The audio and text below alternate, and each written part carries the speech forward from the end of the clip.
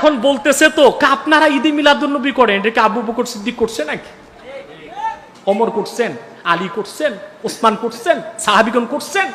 ওমর ইবনে আব্দুল আজিজ রাহমাতুল্লাহ প্রথম মুজাদ্দিদ। মুজাদ্দিদ বেদাত করে? কথা বলেন। এখন ওনার যুগে যদি আমাদের দেশের মৌলবীদের মতো থাকতো তো বলতো আপনি যে কাজ করতে যাচ্ছেন আবু বকর সিদ্দিক করছে নাকি?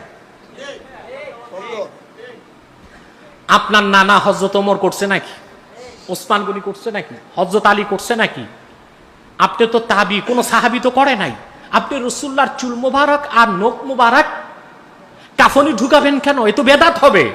রাসূলুল্লাহর আজমত কি জিনিস তা বুঝাতে আমি আরেকটি হাদিস শোনাচ্ছি। এটা হাদিস না, আসরুস সাহাবা আসরুত তাবিঈন, হাদিসের মতো এটা আসার। যেটা বলতে পারেন আপনারা পৃথিবীর প্রথম মুজাদ্দিদের নাম ওমর ইবনু আব্দুল আজিজ রাহমাতুল্লাহ। হযরত ওমর রাদিয়াল্লাহু তাআলা আনহুর মেয়ের ঘরের নাতি। কথা বুঝতেছেন? হযরত ওমরের প্রথম মুজাদ্দিদ ওমর ইবনে আব্দুল আজিজ। ওনার ব্যাপারে আল্লামা বদরুদ্দিন আইনি উমদাতুল কারি প্রথম খণ্ড 158 পৃষ্ঠায় একটা ঘটনা লিখেছেন। তিনি যখন মৃত্যু সজ্জায়, তিনি তখন ওনার সন্তানদেরকে ডেকে একটা ওসিয়ত করলেন। কি ওসিয়ত? সুবহানাল্লাহ।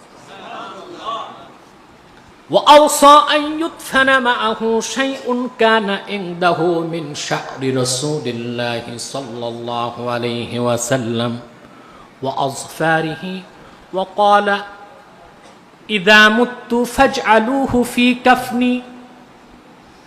এই পৃথিবীর প্রথম মুজাদ্দিদ ওমর ইবনে আব্দুল আজিজ রাহমাতুল্লাহ মৃত্যুর শয্যায় যে তার সন্তানদেরকে ডেকে বললেন, মৃত্যুর সময় আমি তোমাদেরকে একটি ওসিয়ত করে যাই।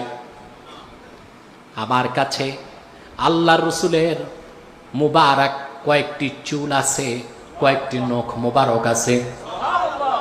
আবার যখন মৃত্যু হয়ে যাবে আমার কাফনের সঙ্গে রাসূলুল্লাহর চুল মুবারক আর নখ মুবারক দিয়ে দিও, যেন কবরে আযাব না হয়। ওমর ইবনে আব্দুল আজিজ রাহমাতুল্লাহ প্রথম মুজাদ্দিদ। মুজাদ্দিদ বেদাত করে? কথা বলেন। এখন ওনার যুগে যদি আমাদের দেশের মৌলবীদের মতো থাকতো তো বলতো আপনি যে কাজ করতে যাচ্ছেন আবু বকর সিদ্দিক করছে নাকি? আপনার নানা হযরত ওমর করছে নাকি? ওসমান গনি করছে নাকি? হযরত আলী করছে নাকি? আপনি তো তাবি, কোন সাহাবী তো করে নাই। আপনি রাসূলুল্লাহর চুল মোবারক আর নখ মোবারক কাফনি ঢুকাবেন কেন? এ তো বেদাত হবে। বলছে আরে নাদানের দল এখন বলতেছে তো আপনারা ঈদে মিলাদুন্নবী করেন, এটাকে আবু বকর সিদ্দিক করছে নাকি? ওমর করছেন, আলী করছেন, ওসমান করছেন, সাহাবীগণ করছেন। তা আমি বলি ওমর ইবনে আব্দুল আজিজ যেটা করছেন প্রথম মুজাদ্দিদ, এটাকে হযরত আবু বকর করছেন, ওমর করছেন, ওসমান করছেন, আলী করছেন, কোন সাহাবী করছেন? কেউ বেদাত বলছেন?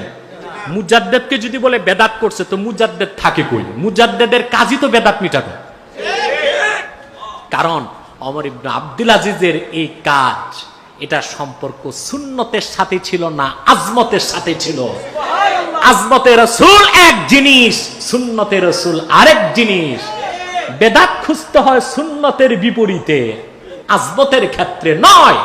রাসূলুল্লাহর আজমত যার অন্তরে যত বাড়বে আল্লাহর কাছে তার মর্যাদা আর তার ভালোবাসা তত বাড়বে।